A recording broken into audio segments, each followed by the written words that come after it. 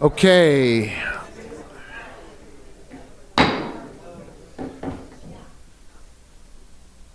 At 5:02 p.m., calling the meeting to order. Let's begin with the Pledge of Allegiance led by Councilwoman Villarreal. Salute to the flag from Councilor Abeyta and invocation by Councilor Vigil Koppler, please. Please rise.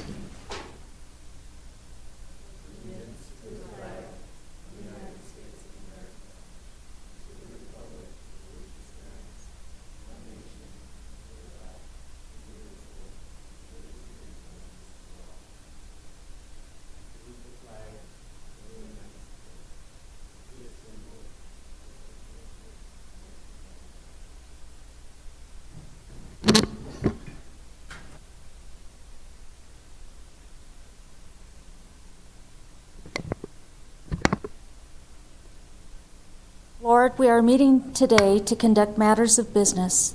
Guide our hearts and our minds in the spirit of fairness, right thought, and speech. Impart your supreme wisdom upon our activities so that our affairs may reach a successful conclusion. Thank you for being our source of guidance today. Amen. So I would like to call on any counselors who have any remembrances or other they would like to make. I would just like to acknowledge a friend of the family, Mark Anthony, just had a heart attack this morning, and so we're keeping him in our prayers, and I hope that everyone else can do the same, that he pulls through and makes it through this difficult time. Thank you. Anyone else? I would like to make condolences to a former city councilor, David Schutz, whose wife Molly Schutz passed away recently.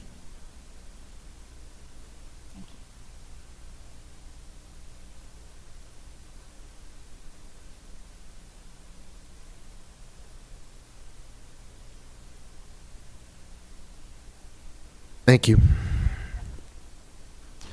So, in the absence of our city clerk, would you please call the roll? Here. Excused. Here. Here. Here? Present. Okay. I'm here as well. The agenda, can we get a motion to approve the agenda? Mayor, I have a Yes. change. A change on the agenda, yes, City Manager. Mayor, councilors, we would like to pull item 10N off tonight's agenda. 10N is in Nancy.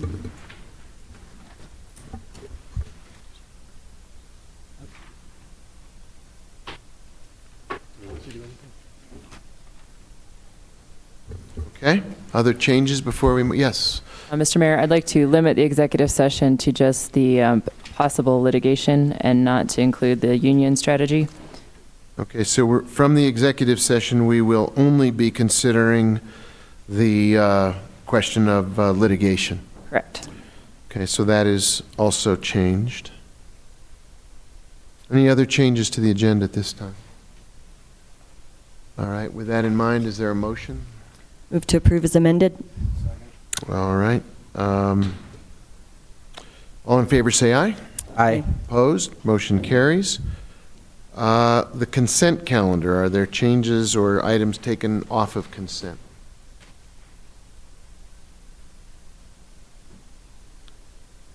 Yes, Councilor Villarreal. Mr. Mayor, I'd like to co-sponsor P as in Paul, the resolution endorsing the North Central Regional Transit District 2020 budget proposal, and Q, the resolution urging Congress to clarify that the rights protected under the U.S. Constitution are the rights of human beings.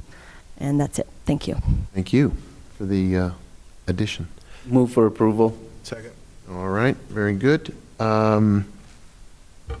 Please call the roll. Yes. Yes. Yes. Yes? Yes. Yes. So approved as amended. Minutes from the regular city council meeting of May 29th. Are there changes that need to be made to those minutes? Or is there a motion to approve them? Move for approval. Is there a second? Okay. All in favor, say aye. Aye. Opposed? Motion carries. We now have a presentation to be made, and would you like to? So do I need a mic, or should I just do this from here? I think I can probably do this from here. start from there for sure. Yeah. All right, so tonight we have a special treat for the council and the community. We have, and now I'm going to be confused, Hannah, there we go. Hannah Laga Abram, who is the Santa Fe Youth Poet Laureate. And she's going to read a poem for us. But first, I just want to tell you a couple quick things about her. She recently graduated from Santa Fe Waldorf School. She'll be attending Middlebury in the fall. And she has been an active member of our community in her time in high school. Not only is she I believe you're the first Santa Fe Poet Laureate. Is that correct? Youth Poet Laureate? Yes. Yeah, first. All right. So that's something right there. But in addition, she's been a reporter for Gen Next. With the Santa Fe New Mexican, she's been co-president and co-founder of the Student Advocacy Union, a group of students from high schools across Santa Fe who work to bring awareness and change around social and climate justice issues within the community and the legislature. She's been a volunteer teen mentor for the Global Warming Express, a science and advocacy education program for elementary school students. She's been student council president. She's been an English reading and writing tutor, a youth outdoor summer camp volunteer, and many other things besides her wordsmithing abilities. And so, special treat tonight, she is going to read one of her poems. So welcome, and thank you for being here. Hello, hello. Sweet. Thank you so much for that long list of things and the warm introduction and for having me. I actually have 2 poems for you. Do you have time for that, or would you like me to choose just one? I think we have to stick with one because Okay. of the length of our meeting. I'm really sorry. I'm going to choose the other one. Is there a poem called The Other One? So this poem is slightly relevant if you listen closely to a topic I think you will be discussing later.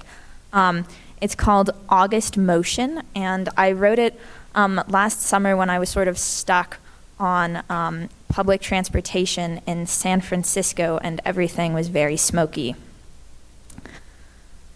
Ready, set, phones out. Take corduroy, yellow, also her shoelaces.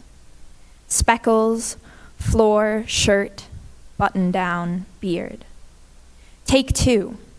The radar of cellular divisiveness, as if in control the brakes shiver and gnash their rusting teeth. A chemo patient scrolls. The scarfed student swears in her head. The soundtracks of the same life lived in different monochromacies collide and muddle. Take 4. Shoes. Take 5. Jeans, bare, pale ankles, blushing. Take 6. I wonder how many of them are thinking about sex, or actually thinking at all. Take 7. Collarbones, mostly hidden. San Francisco is autumn in summer, after all. Take O. She's reading a book. She must be cool. 8. Faces made up to be screens and ears plugged into abstraction. Fog outside the spit-stained glass. Bullshit. This is life. And there's fires burning miles away. Take down the ads and put up the names of the dying Sequoia and etc. Take 9. Her hands are shaking. Take up the sobbing of the rail as it races along itself without pausing or glancing at the sea you can't see anymore. Take up words and colored shawls and dance to the roaring. Throw out contact lenses and try again with dust. Sorry, I got carried away. Take 3. His belt is made of something extinct now. It could be called precious, but he doesn't know. Take a look at what you're seeing. Thank you. Thank you, and congratulations. Thank you, congratulations. Appreciate your being here. The next presentation we have on the calendar is described as the Santa Fe Mountains Landscape Resiliency Project, an information-only presentation. Good evening, Honorable Mayor Weber and councilors. Thank you. So I'll be brief. This is simply an informational item on, yes, the Santa Fe Mountains Landscape Resiliency Project. Again, my name is Alan Hook from the City of Santa Fe's Water Division. I'm the municipal program manager there. And so with that, I just would like to introduce James Malonis. He's the Santa Fe National Forest Supervisor. And this item is primarily for your sake, informational, but also your constituents or any other stakeholders that want more information or have concerns or even support. So with that, I'd like to turn it over to James to present on the project itself.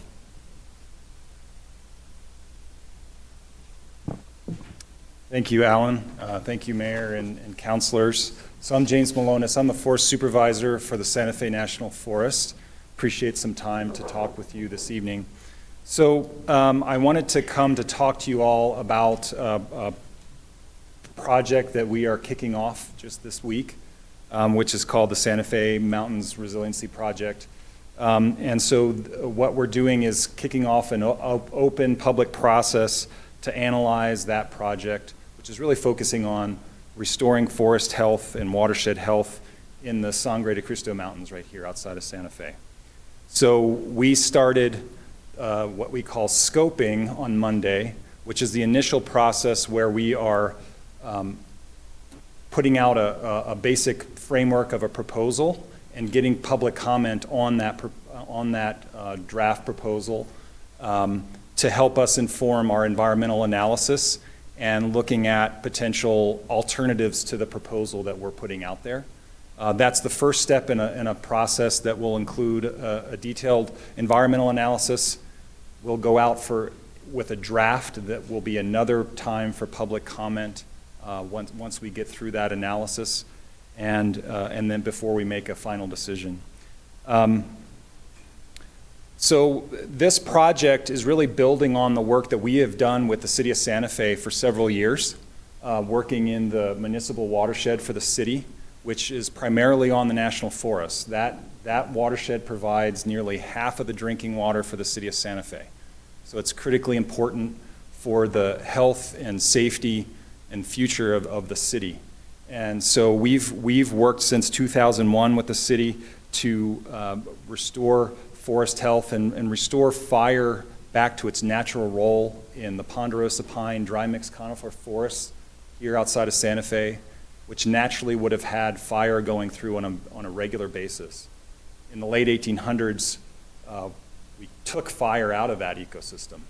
And we've seen in a lot of places just across the river with the Las Conchas fire in 2011 what happens when we've excluded fire for that long and then we get a start in the wrong place at the wrong time, what can happen. And so that is why we're working on this project and why we've done so much work with the city in the watershed. So we've done about 6,000 acres with the city within the watershed itself. Just this spring, we did about 450 acres in conjunction with multiple partners of a prescribed fire within the watershed. And so we're building on that collaboration and building out to a larger area because we know that our work has to be in scale with the scale of the problem. We can't work in a small watershed. We need to be looking at large landscapes because we can see that Las Conchas fire burned 50,000 acres in one day.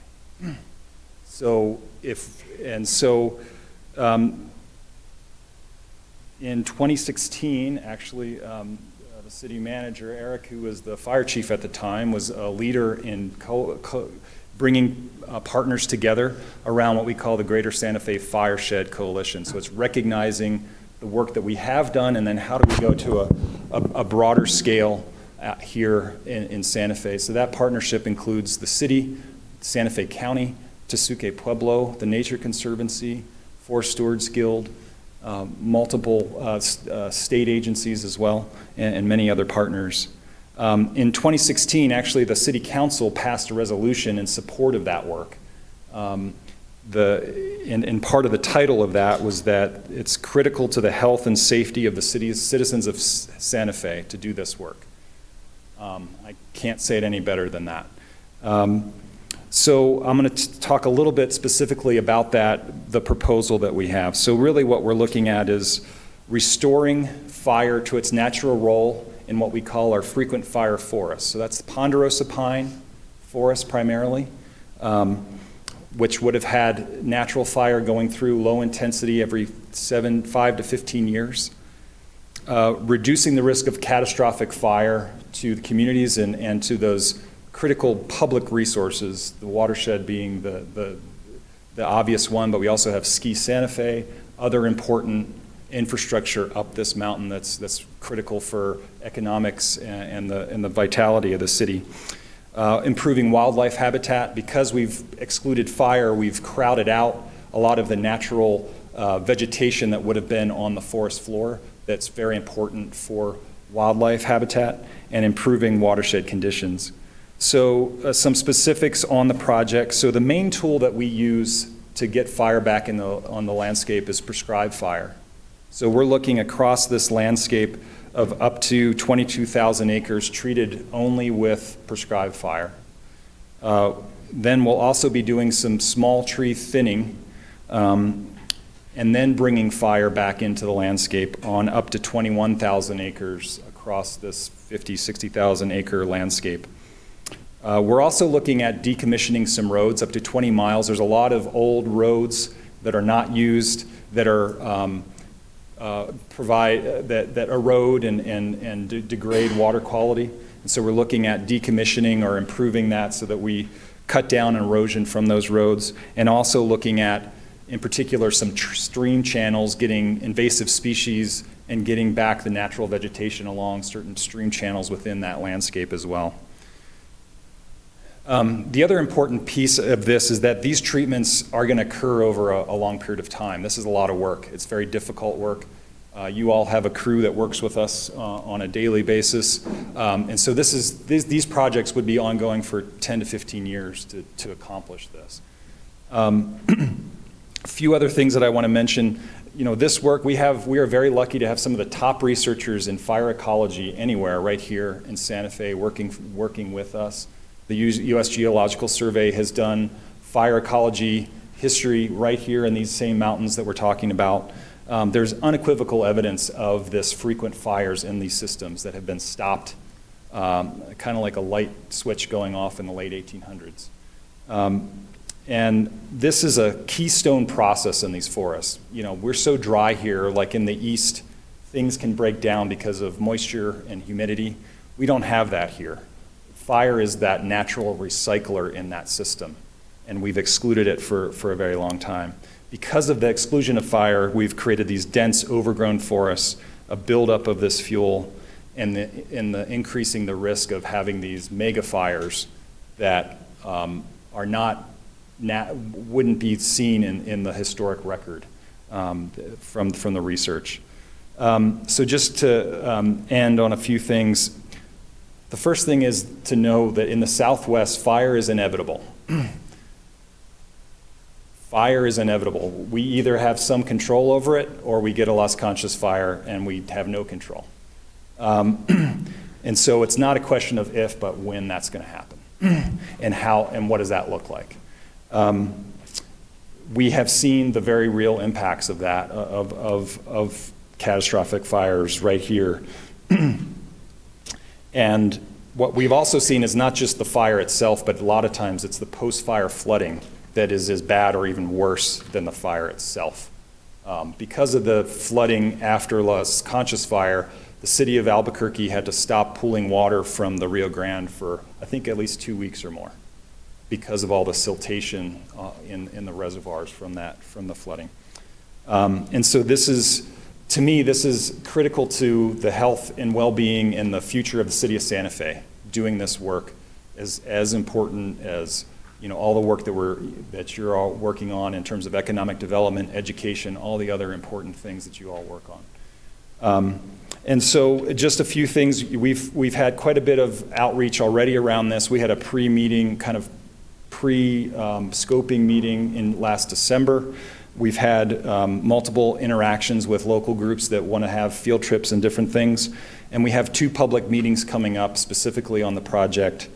One will be on June 24th at our office on the south end of town. And then one on Saturday, June 29th at 9:30 at the Hondo Fire Station on Old Las Vegas Highway. So we'll make sure that information gets out to the public as well. So I'll stop there. Thank you, sir. Are there questions for any of the presenters? Councilwoman Villarreal. Thank you, Mr. Mayor. Thank you. And thanks, Mr. Malonas, for presenting to us and giving details about this next step, the resiliency project. I just had a couple of questions, some on community outreach, but also just the funding strategy and some other pieces. So I guess I'll start with, if there were community members or groups that wanted to actually have tours of the watershed to understand the big picture, what is the best way for them to make that happen, and who do they contact? Because I hear a lot of different perspectives and I appreciate them because it informs me as well, but I think people want to understand it better versus seeing pictures of maps but actually being in it so they can see aspects of the kind of regional project. So what is the best route to do that? Yeah, thanks for that. We've done some field trips, but we'd like to do more because there's nothing like being out in the woods together and talk about these things. Hannah, that's here, she's our coordinator for this project. She's fantastic, and so she's a great contact to help coordinate those types of field trips. We have a lot of other partners that when we do those types of field trips, it's great to have kind of a diversity of folks there to hear those different perspectives. So we'd be happy to help coordinate, some field trips this summer up into the forest. And then simultaneously, you're planning on having community meetings, and you mentioned 2 dates for the public meeting, the input meetings. Yeah. So how are you getting the message out to let people know about these meetings, where they're held, and how do you do a robust outreach? Yeah, that's a good question. So we have, anytime we're publicizing public meetings, we'll send out a press release. We also have, I think last time I checked, about 7,000 followers on our Facebook and Twitter. And then working with the other partners within the coalition, they're able to push out those notifications as well. Porfirio does a great job through the Nextdoor application, so when we're doing a prescribed burn or we have meetings, he can push it out that way as well. So we have kind of multiple avenues to make sure that folks are aware of those opportunities. And those 2 meetings, are they to also get feedback about concerns that the public has, or is it really just informational, saying this is what we're doing, versus having an opportunity to maybe tweak things as you move forward? What does that look like? Yeah, so really what we're looking for is that feedback, because that informs, when we're looking at environmental analysis, we want to look at, we have a proposal, we want to try to refine that, and then we can also look at alternatives to that proposal. And that helps, then the environmental analysis is looking at the trade-offs. We could do this or we could do that. So what are the trade-offs? So that input helps to inform that process. So that's definitely what we're looking for, is like, hey, I think you all should be looking at doing things this way. How are you protecting wildlife? All those sorts of things that folks might be concerned about. We want to have input into that. Okay. And then the other question I had is about funding. I don't know if it's really a strategy, but there's various partners involved. And I had received a question recently about, well, how does each partner then fold into the mix, and in terms of their funding requirements, and where's the bulk of the funding coming from, and how does, like, and for example, how is the city folding in? What is our role and the other partners in other jurisdictions? If you could explain that. Sure. So in terms of funding these types of projects, we've had an agreement with the city of Santa Fe for several years. I think actually we're working on updating that agreement in terms of a cost share agreement for work within the watershed itself. In terms of other types of work, we're able to leverage funds through Game and Fish Department. Actually, Tesuque Pueblo has been very active in doing work in Pacheco Canyon, which is just above the Pueblo there. That's very important to them. So we're able to use different forms of agreements to best leverage funds to get work done. Within that fireshed area, which is that kind of broader orange outline here, there's a lot of private land, a lot of city-owned land, a lot of tribal land. Mexico State Forestry, the city, the county have abilities to work on that private land side, to do work around people's, houses and, that kind of home hardening type of work. So there's different avenues to go for the different types of work within that area. So is there state and federal that's also a match? Can you Yes. explain that further? So, we get our appropriation through the Forest Service from Congress, and so we put that money into these projects on the national forest side, and then we have agreements with some of the state agencies where there's mutually beneficial projects to leverage those dollars and do kind of cost share on that side as well. And you had mentioned about how major or catastrophic fires had contributed to these flooding issues that had caused a lot of problems as well. And I'm just curious if, when we do prescribe burns and say there's a rain right after that, do we experience the same kind of flooding issues? So that's a good question. So, when we're doing a prescribed burn, we're mostly looking for that lower intensity fire that's in the understory. We've done quite a lot of burning within the watershed. So because it's, the municipal watershed, Alan and his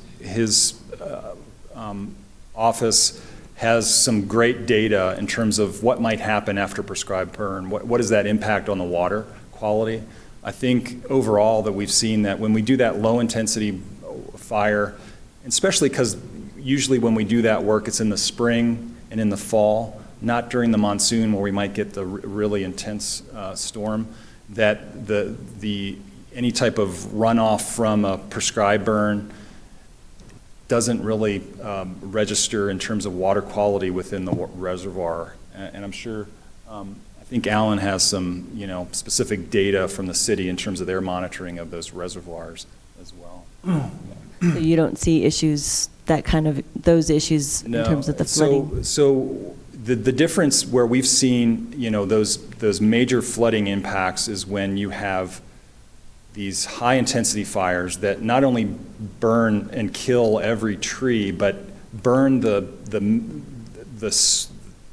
soil to such an extent that there's really nothing, it's almost just kind of hard pack, that doesn't have any, natural characteristics in it, down to kind of mineral soil. So it's when it's that very, very high intensity fires is when we see the major impacts of the flooding and runoff from those catastrophic events. Thank you for that. And one last question about you talked about an environmental analysis. So how does that differ from an environmental impact statement or study that is required by NEPA? And how does that look different? I don't understand the difference in the requirements as it relates to these projects. So what we're doing is within the National Environmental Policy Act, essentially 3 levels of analysis that are laid out in NEPA. One is called exclusion, means certain activities that have been looked at and categories of activities that can be excluded from environmental analysis. The second level is called an environmental assessment. and the third would be environmental impact statement. What we're doing is doing an environmental assessment, and a lot of folks are concerned in wanting us to do an environmental impact statement. The environmental analysis will then determine whether there are significant impacts, and there's some specific categories of things that trigger significance in this sense. If through our analysis we determine that there are significant impacts to specific resources, that would trigger us doing an EIS. Having said all that, this is a very thorough environmental analysis, and on top of that, of the level of NEPA that we do, this is another thing that folks might not recognize. There are very specific requirements for threatened and endangered species, cultural resources. That's regardless of the level of NEPA that is done. We have to do we have Mexican spotted owl. There are, we're here in New Mexico. There are significant cultural resources in a lot of places on the forest. We do surveys and make sure we are mitigating and protecting those resources regardless of the level of NEPA that is done, and anything around kind of water quality and things. So there's requirements around that regardless of the level of NEPA that's done as well. Well, I did want to mention that when I've been on the tour with all of you, it was very informative, and there was a whole nother level of detail that I think people need, especially if they don't get to physically be there, especially details as to like how the process works, how you actually do the prescribed burn, what it looks like, because I've heard different versions of it, and I don't think people necessarily know. So I think that's important to mention when you have the public hearings about what actually happens, the process, because I think there's concern about animals, about those resources you just mentioned. And I do believe that you all are very cognizant and careful about that because you care about our resources as well. You live here. And we don't want to be associated with the Trump administration, who really seems to be kind of fast-tracking other aspects of these thinning and prescribed burns in other parts of the country. And I don't feel like we are in that track. At least I'm hoping we're not. Can you share anything about that? Only because I don't want to be associated with that, and the fact that there's not enough community input, and they want to be efficient. They keep using these words about being efficient through these processes. So I'm just curious if you could speak to that. Sure. No, I mean, that's why, it's been so critical having that Fireshed Coalition and having different forums. We've had screenings of films, we've had different events in town to engage folks in different ways than kind of our traditional Forest Service meetings, things like that. In terms of kind of where this lines up, as I mentioned, the idea for this Fireshed Coalition was in 2016. To me, these issues transcend politics, things that we on as a community.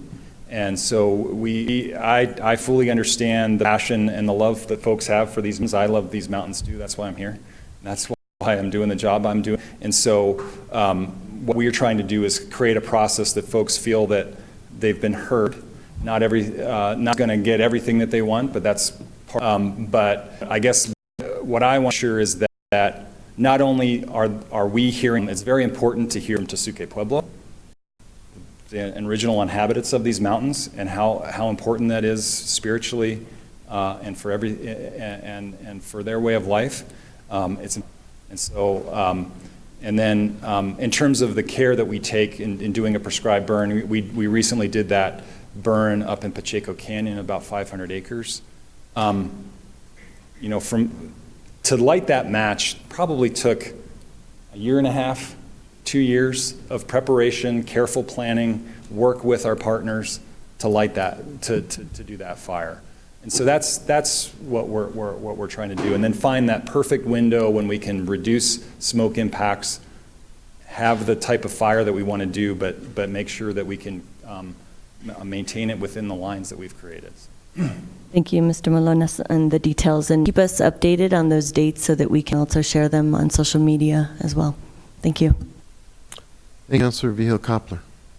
Thank you, Mr. Mayor. I'd just like to know, on average, how many firefighters do you have on these projects, and from which agencies do they come? And if they do come from other agencies, is there consistency in their training? That's a great question. So I mentioned that burn that we did, about 500 acres, Pacheco Canyon, just north of the city, that folks meet requirements for different positions within the Wildland Fire organization. We have some of the best firefighters anywhere. We train folks and train our partners, and they are qualified. And what's the length of the comment period on both your environmental analysis and your draft? Great. So right now we've started scoping. So that's a 30-day comment period. We just started that on Monday. Then we'll do that environmental analysis informed by that scoping. Then we'll come out with the kind of a draft and alternatives in that more detailed analysis. That'll be another 30-day comment period. And so the final decision, and there's also an objection process that the Forest Service has. So before we make the final decision, if someone has commented and they don't, and they want to object to the decision, there's a process that we can go through to try to see if we can resolve those objections. So in terms of the full timeline, we're talking at least a year. So it'd be sometime next summer when we would be making the final decision. Okay, and just to make sure I understand, so it's a draft of the environmental analysis that goes out to public comment? So it'll be kind of it'll show the analysis itself and kind of be, here's kind of our, right now we kind of have a framework proposal of, it's about 15 pages. The full draft that will come out for the 30-day comment will have that full environmental analysis and kind of a more detailed proposal and any alternatives. And that will have the ability for 30-day comment before we make the final decision to say this is the decision that we want to make. Okay, and then realizing that we in this area are in the bullseye of climate change, and you talked a lot about taking us back to where we were historically, what kind of analysis do you do in terms of thinking about where we're going to be moving forward, which might not look anything like our historical past? Great. Yeah, that's a great question. So when we're looking in the past, it's just giving us a reference of what might be a range of natural variability, and we know that might be different in the future. And so we have some great research. Actually, there's a researcher at UNM that's looked at another thing that folks are concerned about is carbon storage in the forest. And so there's actually a UNM researcher that's looked actually within right here in terms of different scenarios in terms of carbon storage, kind of whether we do these types of treatments or no treatments, and what that means for carbon sequestration and release. And so we have some really great data showing that doing thoughtful thinning and prescribed burning, that low intensity fire, can actually net positive sequester over the long-term carbon versus no treatment and potential for a catastrophic fire that there goes all your carbon up into a column in a few hours. So we do have some great research around that. And then really what I think about this is around climate resiliency. That the forest that we have now that is overstocked with these small trees is susceptible to insect and disease outbreak that would not be naturally occurring, susceptible to other types of stressors. And so by trying to reintroduce that natural cycle of low intensity fire is helping to have our forests be more resilient to those stressors that we know are going to be coming and more intense than they have in the past in terms of insect and disease outbreaks, droughts, all these different things that we've seen. So when you say treatment, what do you mean by that? What is a treatment? So when it comes down to it, there are three ways that we can restore forest. We can do Do you mean like thinning and thinning and fi- burning, yes. Okay. So it's not, yeah, so it's mostly taking things away. It's not adding anything. In terms of I don't know. tree planting or something? Remediation. On the kind of the upland forest side, thinning and burning is the primary tools that we use. There's also, I mentioned that we have a lot of issues with our riparian areas along streams and things where we have invasive species and things like that. We're also trying to, within this project, address those issues where we have invasive species or erosion or downcutting of those stream channels and restoring those as well. So, and then just back to how you implement or think about climate change in your analysis. So you mentioned a researcher at UNM. Is that person part of your process? Like how are you integrating climate change science into your analysis and the plan to do this big project? Yeah, so we are, we use the best available science in that analysis. We have U.S. Geological Survey researchers right here in town that we work with on a very regular basis that will be part of that process to help us with some of that detailed analysis around climate change, other natural resource issues. So we'll have those folks part of the process as we do that environmental analysis. And the UNM professor, you're just using his research as a reference tool, or is that person actually actively involved with what you're doing internally? So we've worked with him to some extent, and I think we're trying to kind of bring him back because he's very interested in these issues, and so we're trying to have him play a more active role in the process as well. Thank you. Councilor. Thank you, Mayor. So in the thank you for your presentation. First, in the analysis, so this is a pretty large area. I'm looking at the yellow part, just I guess east of Santa Fe. In the analysis, do they look at the entire piece as a whole and make recommendations on the whole, or can they take pieces of it and make different recommendations for different areas? So our analysis is going to be in that entire area.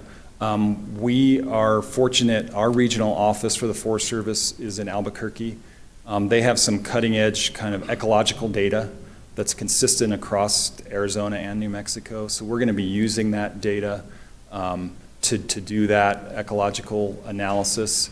In terms of what actually happens on this piece of ground versus that piece of ground, will have to do with the current conditions. If there's plenty of places in this landscape where we don't have to do any thinning, where the conditions are such that we can introduce prescribed fire in a thoughtful way without doing thinning first.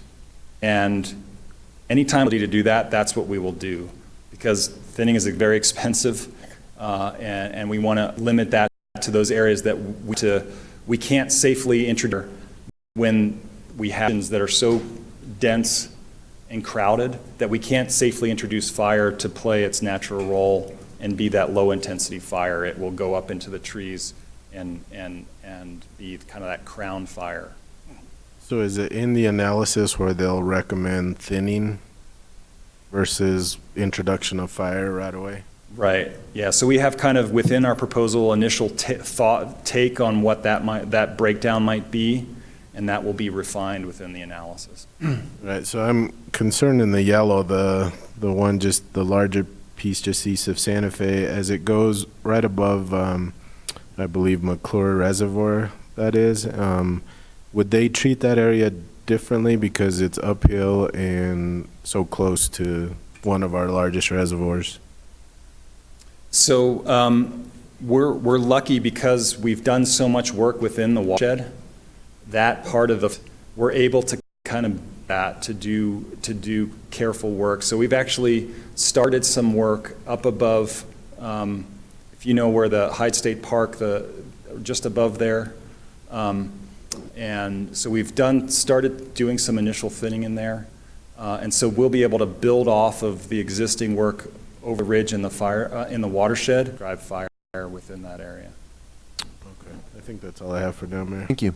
Process. Thank you very much. Thank you. That brings us to item 11, which is a resolution calling for a regular local election to be held November 5th. I assume neither Councilor Rivera nor Councilwoman Villarreal have any interest in this resolution. Is there a motion on this matter? Move to approve. Second. Could you please call the roll?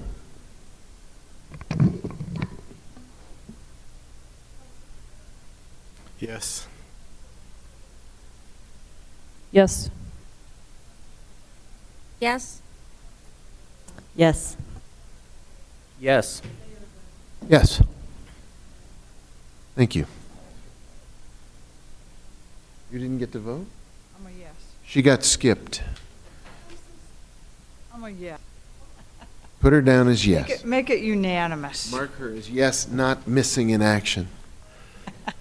Item 12. I know this isn't your regular gig here at these meetings, so you're filling in for our city clerk who has family attend.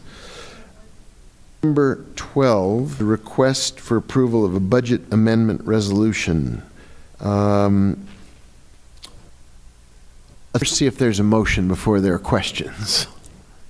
To approve. Second. Topics with us, and we suspected they would be for you all as well.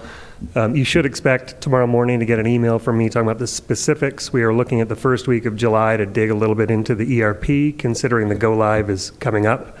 We thought it'd make a lot of sense for you all to understand what that means. You'll get information from me shortly. Okay. Any other matters from you, City Manager? No, thanks, Mayor. Matters from the City Attorney? Yes, Mr. Mayor, members of the council. In accordance with the Open Meetings Act, I'd recommend that we go into executive session to discuss litigation to which the city may become a participant and discussion of any threatened or pending litigation, including but not limited to joining other local governments and filing an amicus brief in the U.S. Supreme Court for cases RG and RG Harris Funeral Homes versus the EEOC, Altitude Express Incorporated versus Zarda, and Bostic versus Clayton County. Okay. Do we have a motion from, say, Councilor Rivera? I move that the governing body go into executive session to discuss the matters listed on the amended agenda as recommended by the city attorney. Is there a second? Oh, can we call the roll? Yes. Yes. Yes. Yes. Yes. Yes. Thank you. We'll meet in the council room and be back in time to finish our agenda and take up the 7 o'clock agenda. Thank you.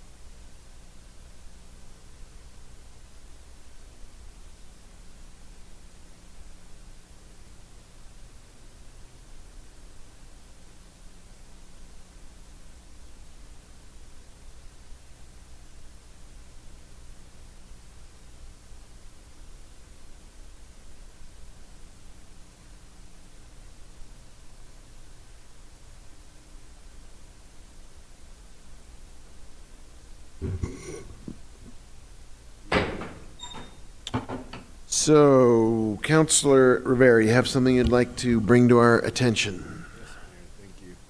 I move that the governing body come out of executive session stating for the record that the discussion was limited to the matters noted on the agenda. Is there a second? Could we call the roll on this, please? Yes. Yes. Yes? Yes. Yes? Yes. Thank you. That brings us then to item number 15. City Attorney, is there anything we need to know about this, or shall we move to a motion? I stand for questions if there are any, otherwise, All no good? additional. Is there a motion to take on item number 15 in our agenda? So moved. Is there a second? There we go. Can we call the roll, please? Yes.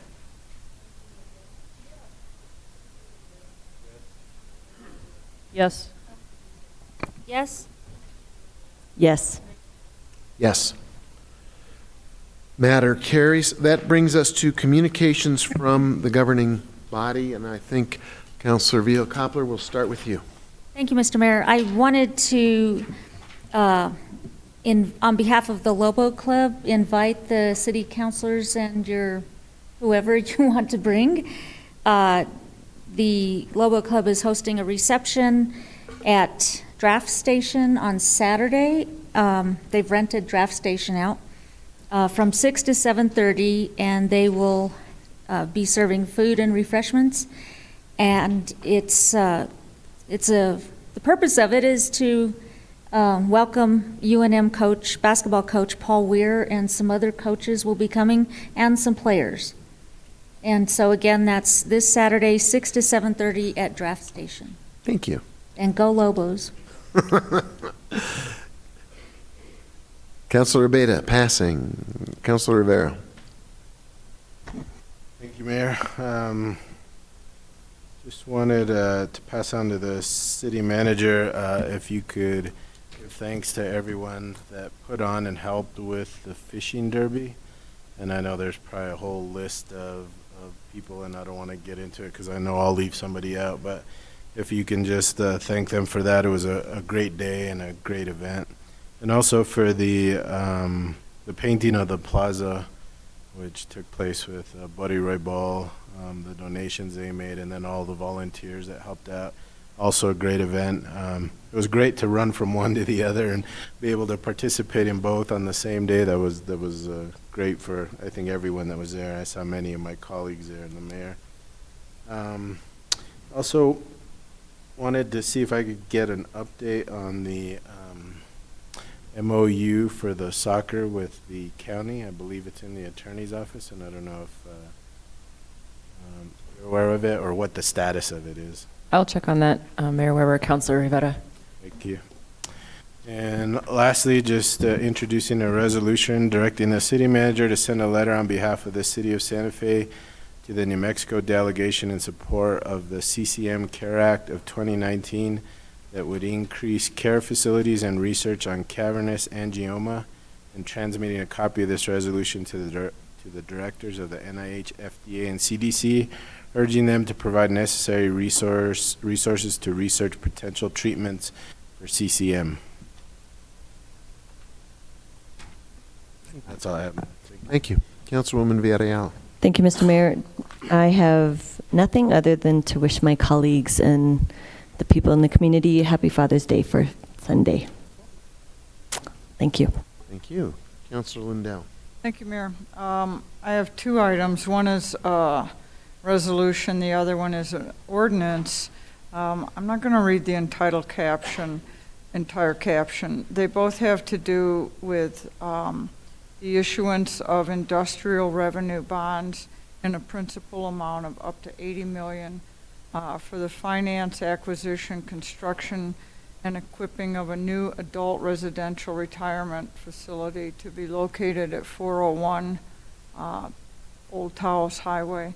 It's the El Castillo project that'll be on the corner over there. So both of them have to do with that. Thank you. Councilor Mayor-Worth. I'm good. Thank you, Mayor. I just, I wanted to very quickly share some statistics with my colleagues. I get a regular, well, we all get a regular update from the municipal court of a monthly report, and I've been tracking the traffic violations because I'm very concerned about what's going on our streets in terms of speeding, safety, people using their cell phones and other matters. And if anybody's interested in the data, they're pretty compelling that the Spring Blitz activities that the police department carried out had an impact on the safety and driving behavior on our streets. And it shows up in the courtroom. Traffic violations, March 324, April 615, May 512. Traffic citations, 287, 468, 428. Penalty assessments, cell phone violations went from 9 all the way up to 74. DUIs went from 16 to 23 to 24. So I think it tells me that we really do have a problem in this community. People have gotten used to the idea that driving carelessly, driving too fast, and driving while on their phones is okay because there will not be any repercussions. The police, I think, have done an excellent job of sending the message that we do care about people driving safely. We want people to get home safely, get to school safely, get to work safely, and we'll be continuing to assess the data as we go forward. But I think it's really it was a program worth doing, and I appreciate the police department taking it on. And I think the data in the courtroom suggests that it is worth doing. It's worth being vigilant on going forward. That completes matters from the governing body. Mr. Mayor? Yes, ma'am. I'm sorry, I failed to include the city manager and city attorney and the recorder from the invitation to the Lobo Club. I'm sorry. Thank you. Good correction. That brings us to the beginning of the 7 o'clock evening session, and we start, as always, with petitions from the floor. If there are individuals who would like to speak, we'll have a 2-minute time limit, but you're certainly welcome to line up and address anything you'd like to speak to for 2 minutes. If somebody else has already made your point or carried your point, feel free not to have to reiterate it, but if it hasn't been made, now is your time to speak up.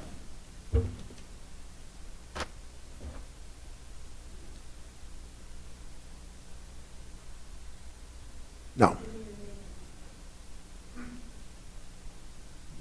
Hi, Mark Hoyt.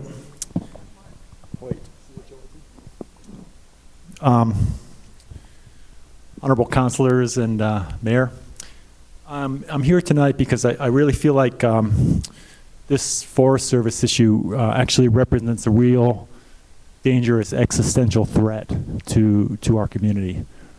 I think that if more people really knew what was going on, there'd be a lot more people here, because it's 65 square miles of our Front Range that is going to be thinned and burned. Now, like, imagine like if the Sunrise, like there are kids here right now from the Sunrise of the climate change people. I mean, all the younger generation. How would they feel about knowing that all these trees, that we're making this decision now, or that the Forest Service is actually considering this type of action? And it's not just. I know there are arguments that can be made for thinning in our watershed particularly, but it's not just that. I mean, if they were going to thin, why are they thinning like 24-inch trees? Why aren't they saying we're going to thin 6-inch trees or 10-inch trees or 12 inches? What's the scientific basis for thinning 24-inch trees? And what is the scientific basis for thinning in this entire action? I mean, when I have looked at like New Mexico Political Report and read the documentation, they really say that our forests are going to die in the next 60 years. So why are we going to even consider giving the opportunity of thinning forests at this time without at least a really, really thorough review that's outside the Forest Service?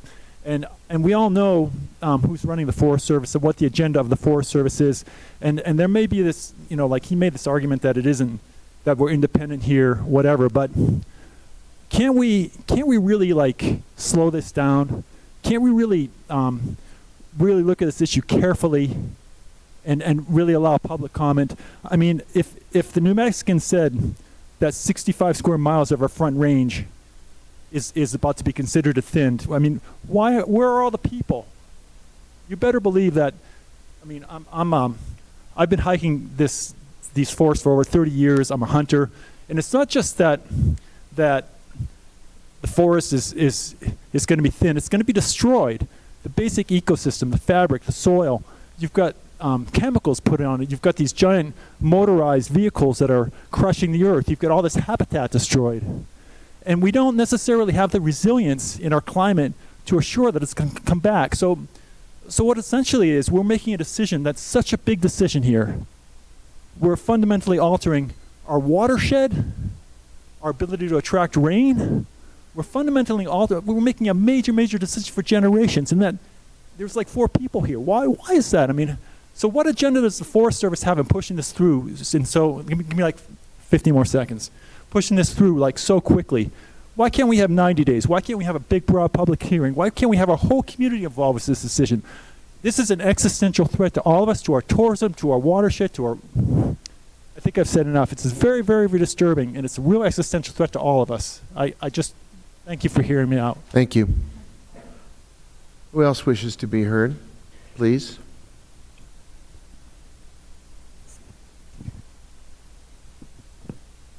My name is Dr. Valerie Gremion, and I live on, or my residence is on West Zia.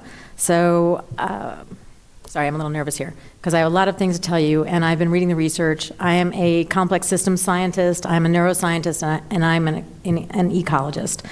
I have been talking to the complex systems people and the ecologists, and the problem with this Forest Service plan is literally, first of all, it removes our ability to mitigate our own climate by taking off not just 65 square miles of burned material, but 22 square miles of additional thinned material. So the thing is, Mark is completely right. We're talking about the destruction of the forest, the destruction of the forest soil. You can actually go to places that this is already happening, and what we have left are 3 trees and bedrock. What I want to bring up are just a couple things that we will not have this decision again. This is what's called in complex systems hysteresis. When you jump off a cliff, you cannot jump back up it. So if we burn and thin this amount of forest, there is no way for it to regenerate in the way that it has in the past. We are no longer in the system of the science that was done to justify these actions, and I can tell you with certainty, and I will be happy to provide that information to you as a scientist, that the last 5 years of science is showing that prescribed burns are not preventing these giant fires, and they are not assisting in any way the forest resilience or health.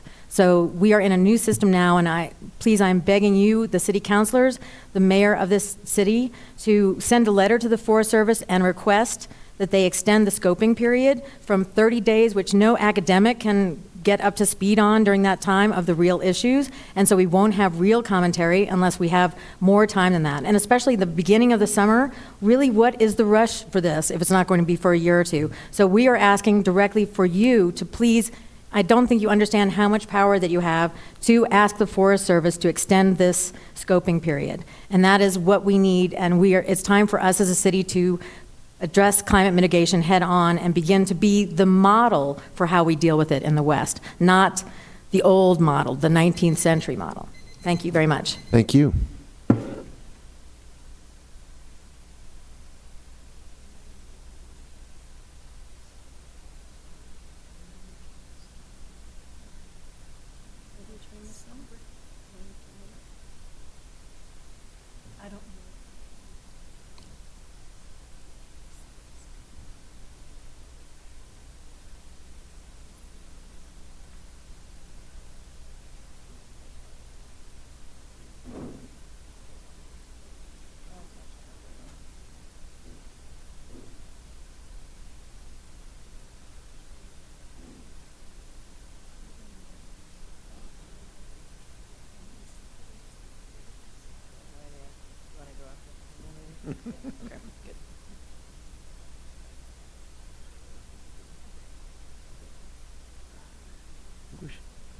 We good to go? Oh, okay. Why don't you step up if we're waiting for technology? I am Pat Walkie, and I've been a resident of Santa Fe for 18 years and then moved away for a job and now have retired back to Santa Fe with my husband. And I love Santa Fe. And I feel very saddened 3 years ago when we moved back, and every other day that I was outside, there was smoke in the air. And I'm very allergic to smoke, as are many people. And I have not had before, but I now have asthma, which has occurred just in the last, I was diagnosed a couple of years ago, or 1 year ago. And I think it's due to this low-level smoke from these fires. And I know that Sam Hidd has written some things about the difference between, in this letter, the difference between low-level fires and the smoke and the particles in the smoke versus hot natural fires, and that the low-level fires are actually more dangerous to people's health. And so I would like to speak to the health of the citizens, and I am very fortunate. I don't have nearly as much rehabilitation as many people that I know. And I want to speak for them as well, as well. I mean, I think it's a huge problem. Also, I would just like to mention in my own pedestrian way that I do not trust the Forest Service. Their idea of thinning has historically been to level about 90% of the trees, which happened in La Cueva not that long ago. It's happened at the Black Canyon. And I find them impossible to talk to. They're very slippery. They don't answer my questions directly, and I don't think they answer anybody's questions directly. I sort of heard that happening in here a little bit earlier. And so that's where I'm at. So Thank you. Thanks. Thank you for coming.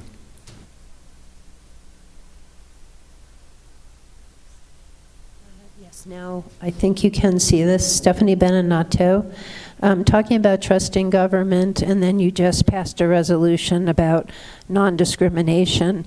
I don't know how you trust government. Here's a inspection of the house on the music room on the Don Cubero Alley. This was under a suspended permit where the city itself is inspecting during a suspended permit, that is when it was red tagged.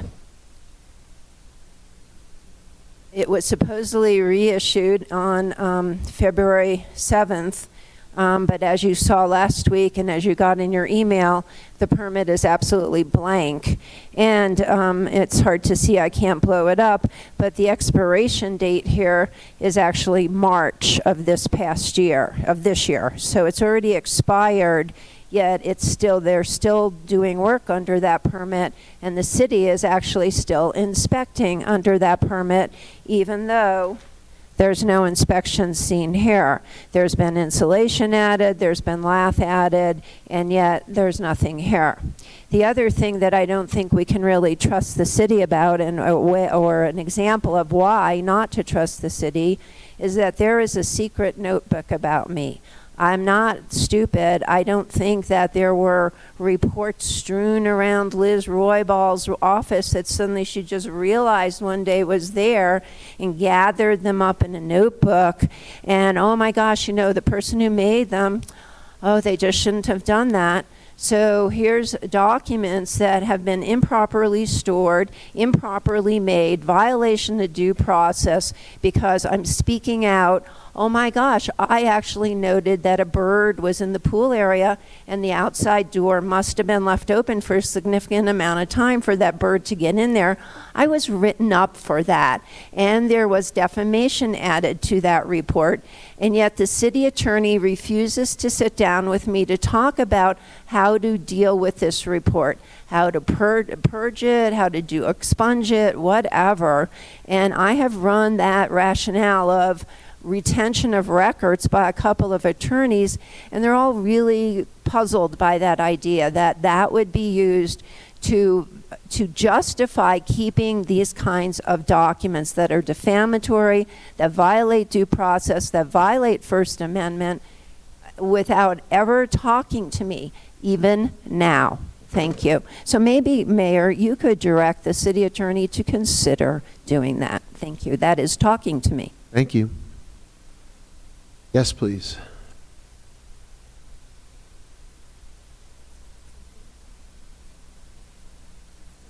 You started, okay. All right, good. My name is Dr. Dee Blanco, and I'm a holistic veterinarian here in Santa Fe for many years. I'm from New Mexico, and I'm very much attached to Santa Fe, and I know every single one of you feels the same way. And I am here to thank you very much, Councilor Romero-Worth and Councilor Villarreal in particular, for your comments and your questions to the Forest Service about the resiliency project, the so-called resiliency project. I live in the Wooey area, even though Santa Fe is my city. I live out in the hinterlands in Cañada de los Alamos, and I have personally experienced thinning from state forestry prescriptions. We thought it was good to thin. We thought it would improve habitat. We thought it would improve fire safety, and my land has been destroyed in the areas where we thinned, not in the areas we didn't thin. That's vital and thriving and beautiful. So a personal experience, if anyone wants to take a trip to my house, I'd be happy to show them. But a better trip would be to take you to some of the thinned areas that maybe you haven't seen, to experience from our view and through the old growth forest and to some of the areas they're talking about doing the prescriptions on. The other thing I want you to consider as a medical practitioner, I have to think I said I was a holistic practitioner, so I have to think in totality when I'm making a treatment for an animal. But if you were to be given a diagnosis and needed to have a serious medical treatment done, I am sure that you would want complete informed consent. You would want to know all the details about, say it was a surgery, you'd want to know who was going to do the surgery, when, what kind of recovery you'd have, how much it would cost, et cetera, et cetera. And we don't feel like we're getting this now. A 30-day period to comment is frankly ridiculous. And also without having an EIS for the scope and the magnitude of this kind of prescription is also ridiculous. We need to bring in other science that the Forest Service is not listening to at this point in time, and there is plenty of it out there, as many of us scientists are digging it, finding it, and putting it together, coalescing it. So if you need it, we have it. Thank you so much for your time. Appreciate it. Thank you. Thank you. Yes, sir. Hello, my name is Jonathan Glass, and I live in Santa Fe. And I appreciate the opportunity to speak with you briefly about my perception of the project we heard about from Forest Supervisor Malonis earlier. I've been following this issue closely for a number of months, and I must say I do not understand it. I've said this before, I said this at the BCC. I'm trying to understand it, and I don't understand it.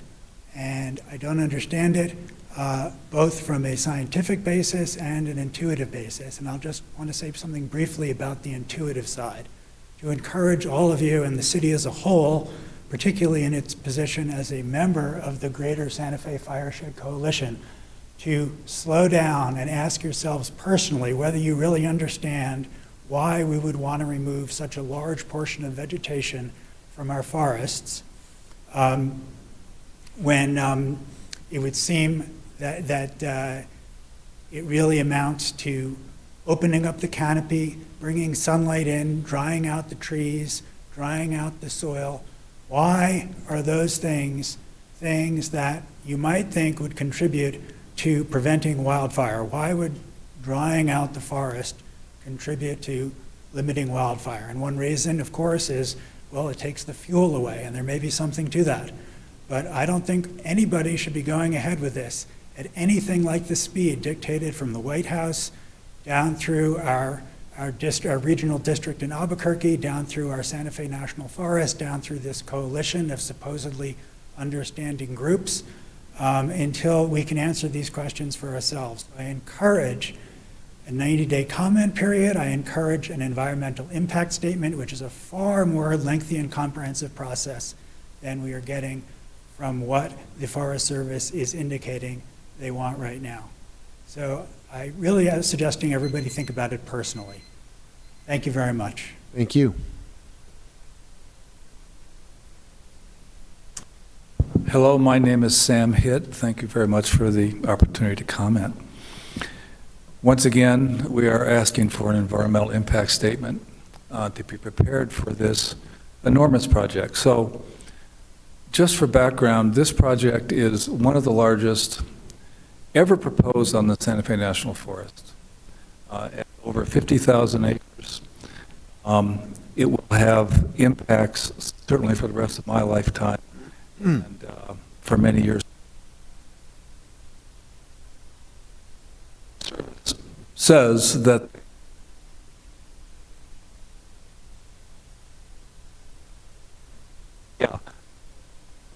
assessment is a dead end. An environmental impact statement. I've never seen a process go through where they've evaluated significance and decided to do an environmental impact statement, especially in this political climate, with these projects being pushed by Washington. Extremely likely that we'll get an environmental impact statement for the Santa Fe watershed. In 2001. There was a very comprehensive environmental impact statement done for the Southwest Jemez project. Why can't we have that level of analysis in our backyards? These forests were not commercially logged.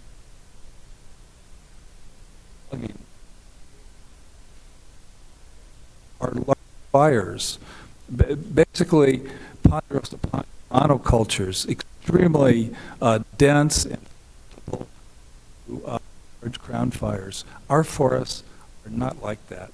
They have not been managed for commercial timber.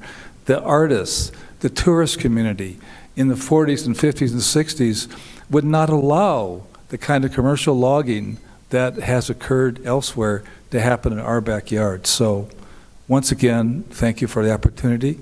And I'd like to invite all the councilors and the mayor to come on a hike in Black Canyon. I do it almost every Sunday, about 11 o'clock in the morning. You're all welcome to attend. Thank you very much. Thank you. Yeah. Anyone else wishes to be heard at this time? Okay.